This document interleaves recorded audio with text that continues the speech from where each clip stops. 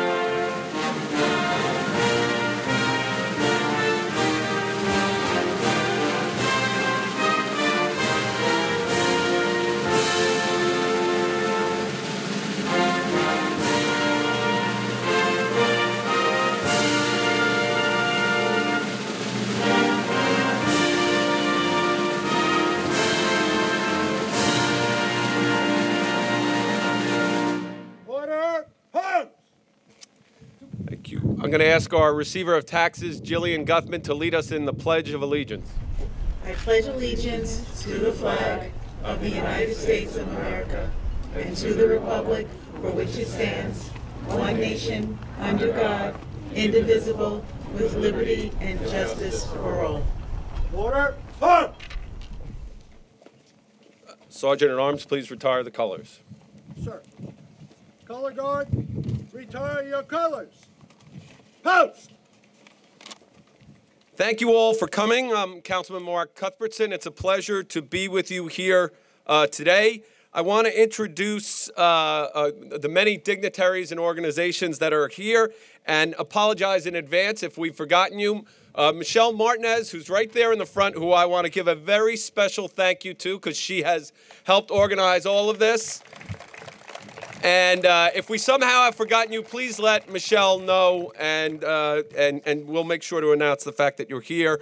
I want to start with some of our elected officials that are here. Supervisor Chad Lupinacci, Councilman Ed Smith, and Councilman Eugene Cook sends regrets he could not be here, as does Councilwoman Joan Sergel, who is under the weather and really would love to have been here. Our Receiver of Taxes, Jillian Guthman, is here. Town Clerk Andrew Rea. Superintendent of Highways, Kevin Orelli. From the Attorney General's Office, TJ Hatter. From the county, we were expecting Legislator Susan Berland, Legislator Doc Spencer.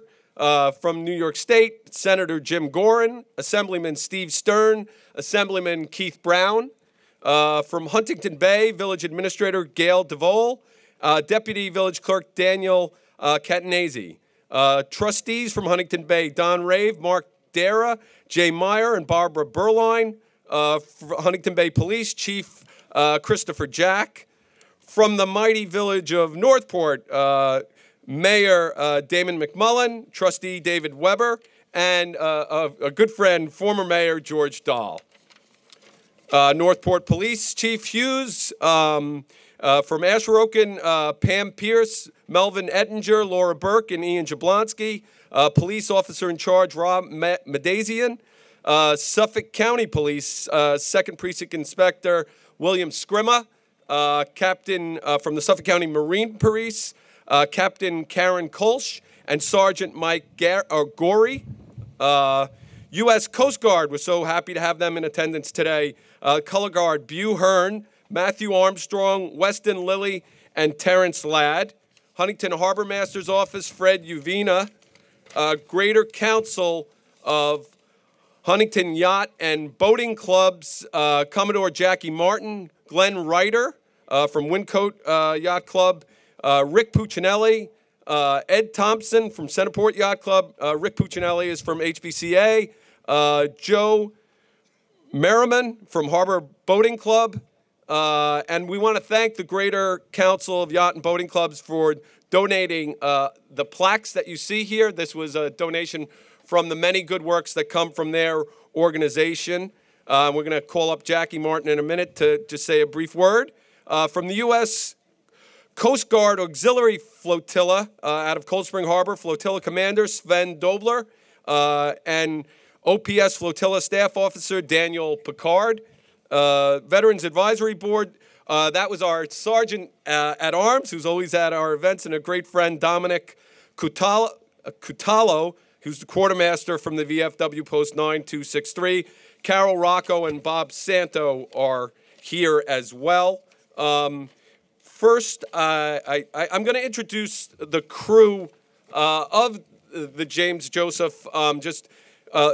Their names, they're going to hear from them a little bit later. But, of course, Captain James Schneider, Captain James Peterson, Captain Malcolm McClintock, Christian Four, Ken Four, Emmanuel Manny Piros, Bill Riggs, Christian Clark, Eric Spuk, Scott McDonald, Christopher Vitale, two members who are deceased but were a part of the crew, Ted Schwartz and Ted Schmidt, and John Lowe. At this point, I'll call up the Commodore of the Greater Huntington Yacht and Boating Club's Jackie Martin for a brief word.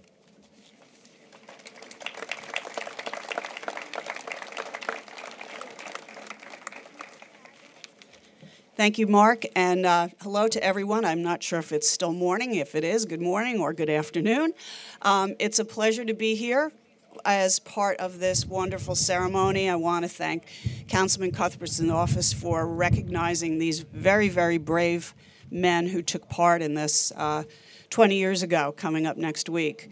It was a day probably very much like today, weather-wise, and I'm sure that the James Joseph was just out with crew and guests having a wonderful morning fishing. It was just a glorious day.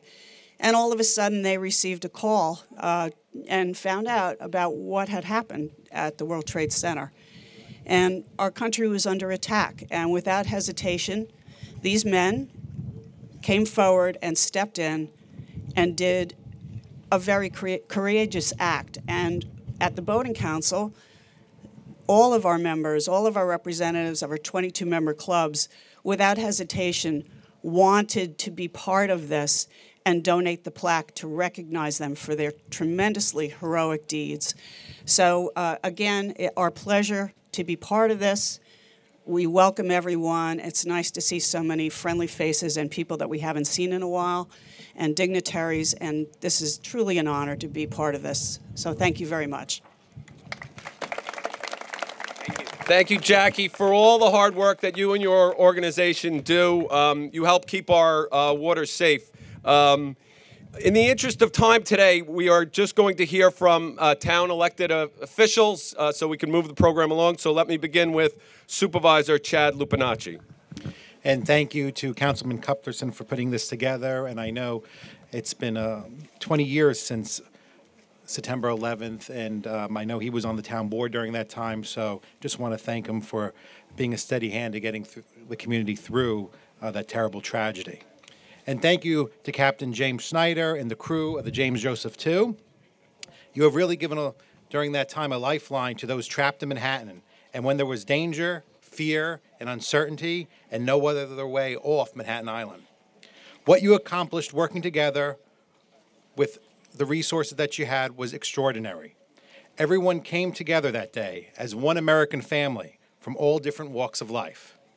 We're unified, as we should always be. The town is humbled by the amazing feat you pulled off on September 11, 2001. This permanent recognition we'll see today of your rescue work is a well-deserved honor.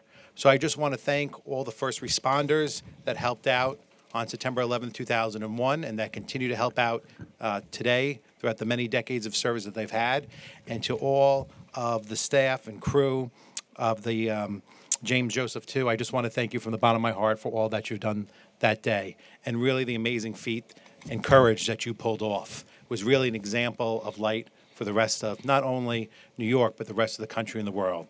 So thank you, and I'm just honored to be here today to recognize you. Thank you. Thank you, Supervisor. Always have to lower the mic a bunch after he speaks. Councilman Ed Smith. Thank you, Councilman Cuthbertson. Calm seas do not make a good captain.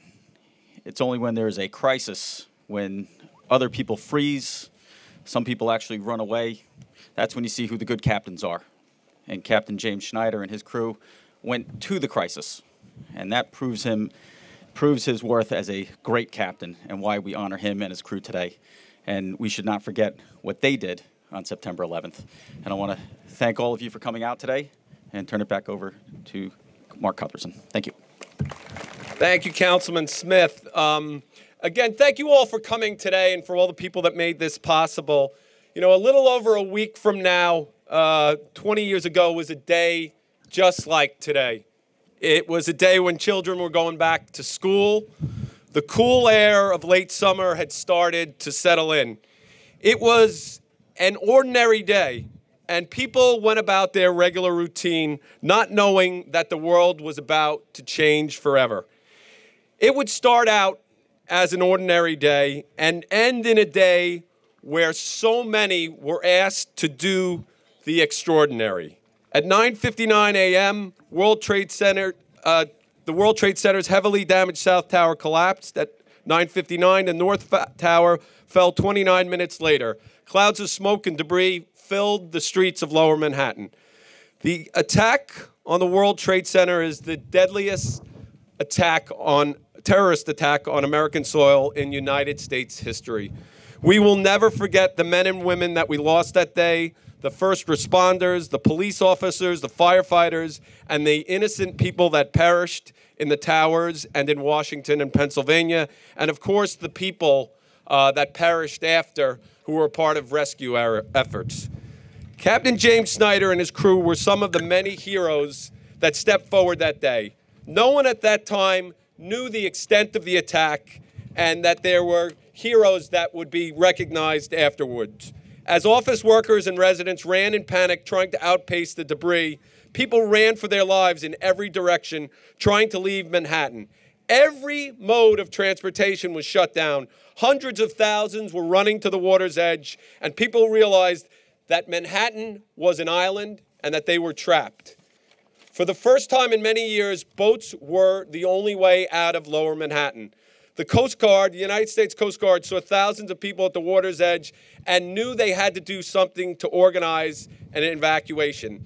They put a call out on marine radio to all available boats to help with the evacuation of Manhattan. Please report to Governor's Island was the word. Within moments, hundreds of boats headed in to help. It's a true story. When the James Joseph arrived that day and responded to that call at Governor's Island, Manny, known to everyone as Mr. X, had previously befriended a member of the Coast Guard on the radio. You can give a hand for Manny. Let's do that.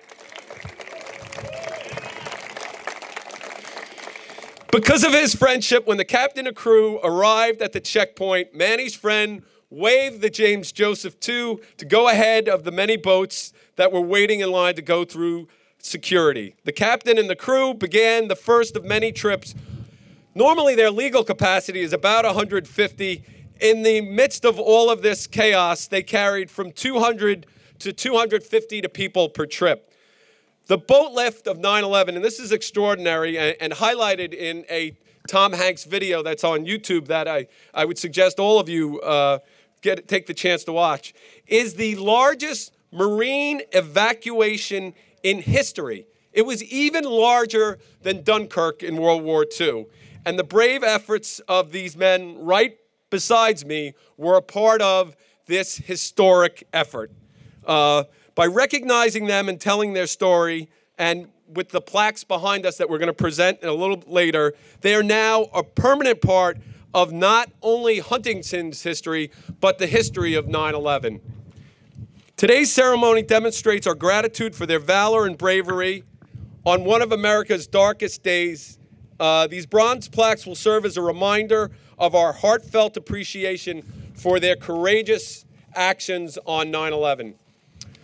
On a somber note, today the crew of the James Joseph II, standing here beside me, is missing two of their crew members that were on board that day. Ted Schmidt and Ted Schwartz unfortunately perished from 9/11 related cancer.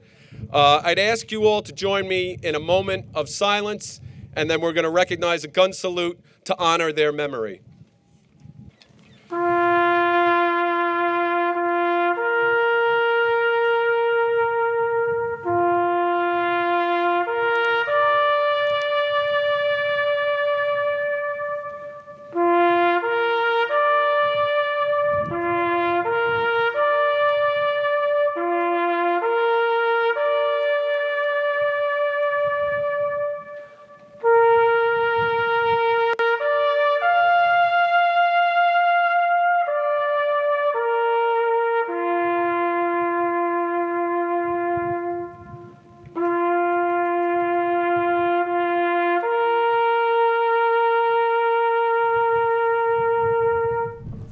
Ready? Aim. Fire. Aim. Fire. Aim. Fire. Order. Move. Before I turn it over to the captain and the crew for some remarks, this has a special personal meaning for me. A little over 5 years ago, my son loves boats and wanted to work on a boat. And through a friend of a friend, approached the captain of the James Joseph, and I dropped him off that day, and the captain said, hey, this type of work isn't for everyone. The kids are up at 5:30 in the morning. They have to sacrifice to be here. 5 years later, my son, who we just shipped off to college, is still a part of the James Joseph and loved it. And I'm thinking of Aiden today because we just dropped him off. And the captain, you'll appreciate this. We were unpacking him in his dorm room at the University of Wisconsin on Monday. And some things fell out of the shoes that he had packed. And I looked at him, I said, what is that just came out of those shoes? And he said, oh, Dad, it's fish scales. They're all over my clothes and my shoes. So I thought you'd like that, Captain. But without further ado, the men of the hour, let me hand it over to Captain James Schneider. I want to thank Mark and Michelle and Aiden. This started from Aiden up in the wheelhouse, looking at the pictures from September 11th and asking some questions about Jake. And we have a picture up there that Officer Scott McDonald from the Suffolk County Police Department took. It was of the sun setting at dusk where the World Trade Centers were. And I explained to Aiden what happened, and he said, you know, I'm going to take this stuff to my dad. You know, people should know about it. Over the last 20 years, on September 11th, there's a small network of us that exchange phone calls, and we get in touch with each other. That's how we communicate. And we try to raise spirits and go back to that day.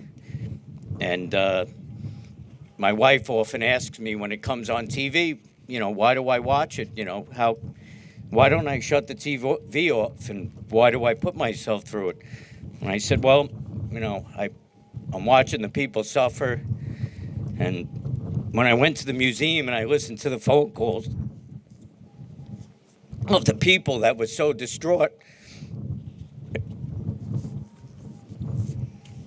sorry, asking for help that day, it just brings me back, and it kind of gives you a purpose and a reason, you know, to know why you at least tried to do something and tried to help. I'm going to go back to the night before September 11th.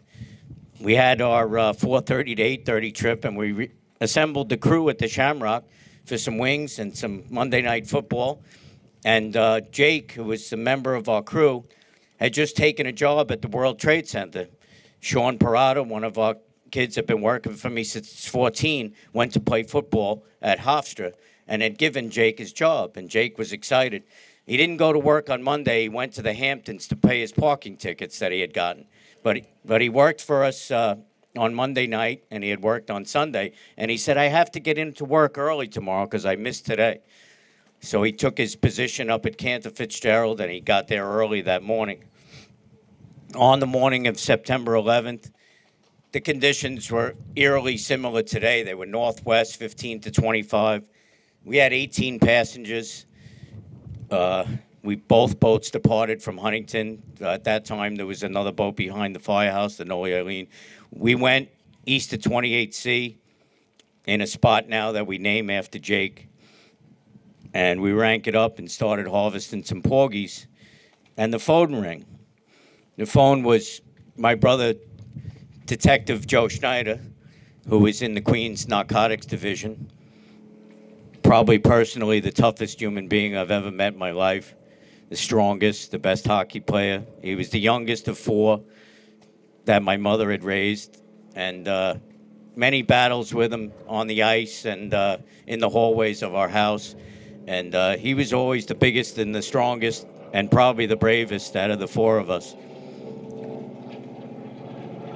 Joe called me on the phone. We had the big phones down there like the Wolf of Wall Street at the time with no cameras, and said, look to your west. I looked up in horror, and I saw the smoke billowing out of the tower on the crystal clear day.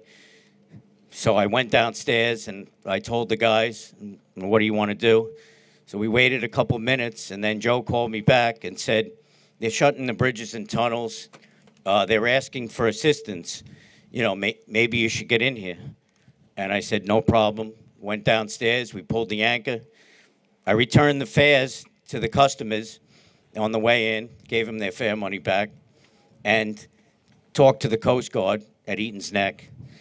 And the Coast Guard said, we're going to meet you halfway in. We had 3 New York City firemen on the boat. The Coast Guard boat pulled alongside and took the 3 firemen off the boat to get them in quicker. I haven't seen or heard from those particular guys from that particular day, but I'm only asking God that they're still alive. I'm not sure. But these men actually wanted to get there faster. They wanted to get there as quick as possible. At that time, I was on the phone with now Chief of Patrol Hatton from the Suffolk County Police Department, who used to be my carpool member in the police academy in New York City, and my partner in Midtown South and the 2-3.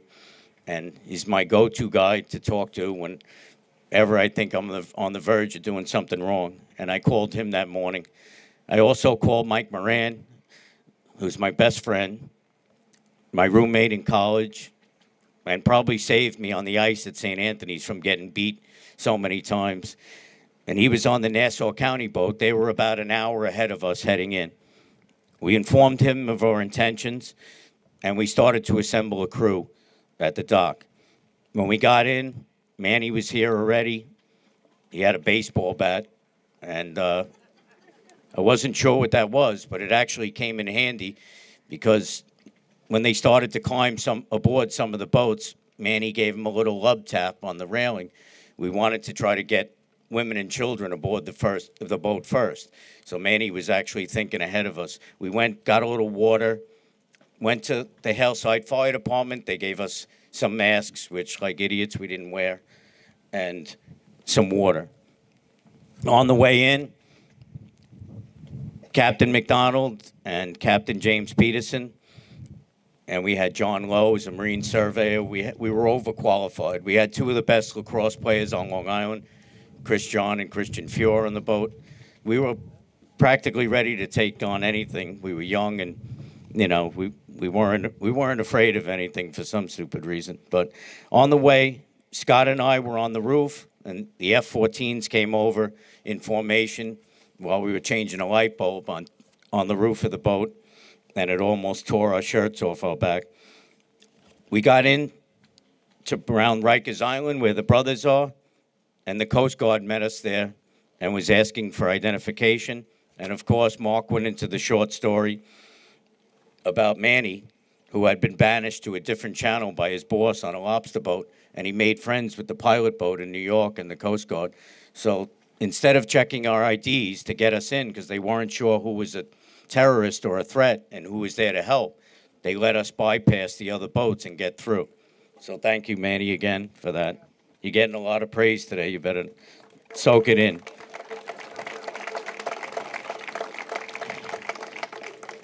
We started at the 34th Street heliport, and we went across to Astoria, and we found a nice pier with a dock that was locked with a gate on it. And Manny once again took care of that. He had the bolt cutters, and he customized it. Manny customized the deck for us, and we started. What we saw that day between the other boats was just an amazing amount of cooperation. The tugboats were slamming up against the bulkhead, party boats from Sheepshead Bay, from Jersey, from New York, water taxis, the police department. Everybody was involved, taking as many people as fast as possible. The word in the beginning was that the people were rushing so desperately to the south from the northwest wind that they were like ants running into the water. Sort of like a zombie movie when we had arrived. A lot of people covered in dust, a lot of panic.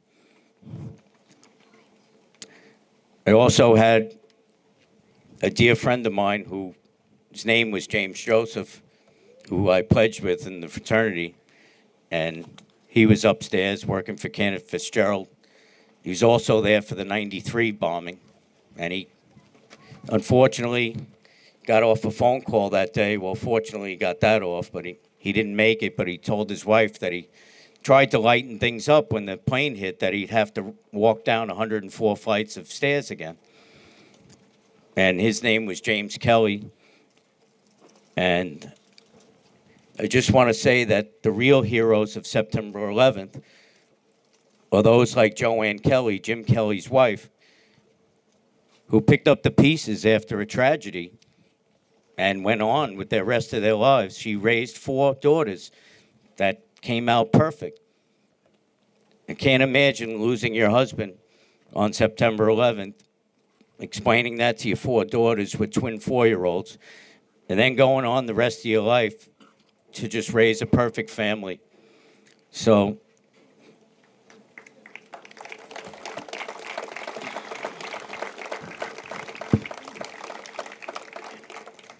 I also want to thank my mother and father. If I have any ounce of courage or bravery, it's from my father, who came home every night from the New York City Police Department in 22 years and always had a great story for his children at the kitchen table. Some of them were extremely funny, and some of them were scary and dangerous. But if any of my bravery or any of my courage came from anywhere, it was from my parents. My mother would often be seen at our hockey games attempting to climb over the glass to aid her children during a fight.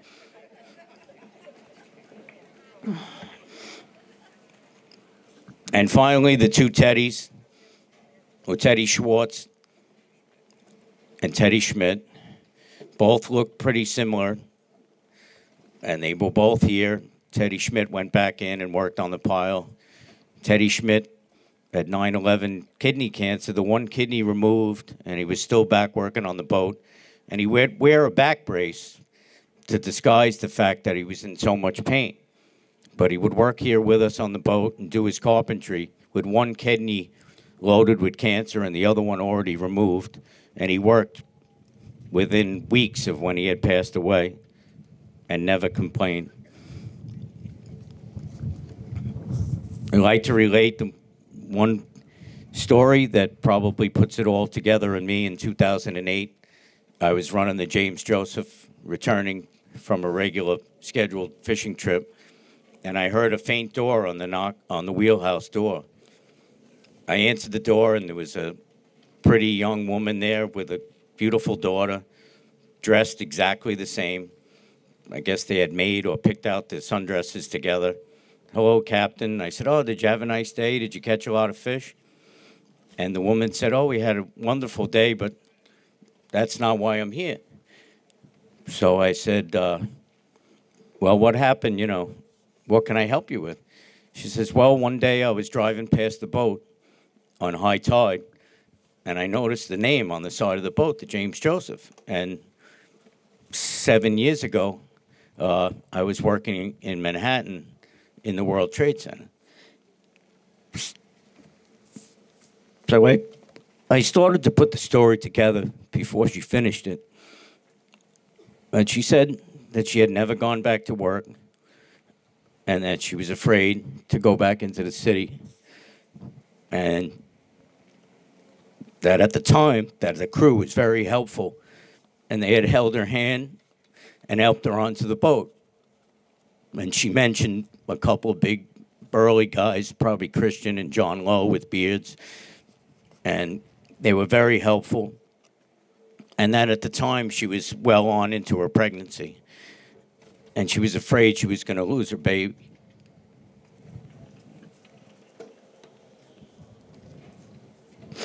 And she said thank you, and she left the wheelhouse. And I was lucky enough to barely make, the dock and be able to dock the boat. It was, a little emotional for me, but I got it together and went on to the rest of the day. I never found out or exchanged phone numbers or anything. It was just God's way of, bringing us together after everything that had happened. And maybe after that day, there would be less bad dreams and less nightmares. It was just, what we did was just basically for myself, I was doing my responsibility as a captain. I mean, I was asked by the Coast Guard, and when the Coast Guard asks you to do something and you're a captain, that's your responsibility and you should fulfill it. But the men behind me, they could have went home. They could have went to their families. Some of those guys jumped off lobster boats. They all left his family. And in my son's mind, he was 7 years old. He pulled up in front of his elementary school with my grandfather that day, driving him to school. And he remembers Grandpa with 1010 Wins News on. And the attack on the World Trade Center came on as they were in front of the school. And he heard it, and Grandpa knew enough to reach over to the dial and shut it off. And James, to this day, remembers that Grandpa did that to protect him from what was going on. He knew the boat was there. He knew his father was on his way. And he knew that if he could get him into his second grade classroom without upsetting him or spreading anything else, it would go better that way. So I want to thank everybody for coming today. I don't see what we did ourselves as anything super special. We just answered a call that was meant for a crew. The heroism that we saw that day and that we see every day in our first responders, we see that kind of heroism every day in this town. We see it in the harbor masters pulling guys out of the freezing water. We see it in our police officers. We see it in our firemen. These guys do it every day. We did it once for one day. So I want to thank everybody. And thank you very much for the honor. I'm humbled by it. Thank you very much.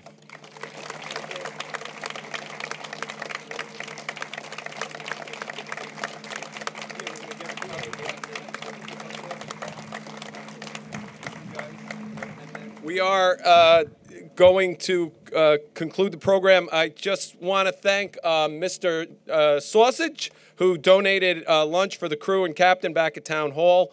Again, my son Aiden for this wonderful idea. My wife Michelle, who's here. My colleagues in government, we are going to present proclamations after the program, after we unveil the plaque. And I appreciate if the crew could take photos with each of our elected officials. So they've been kind enough today not to speak so that we could move the program along. Thank you all for coming. Have a wonderful, wonderful weekend.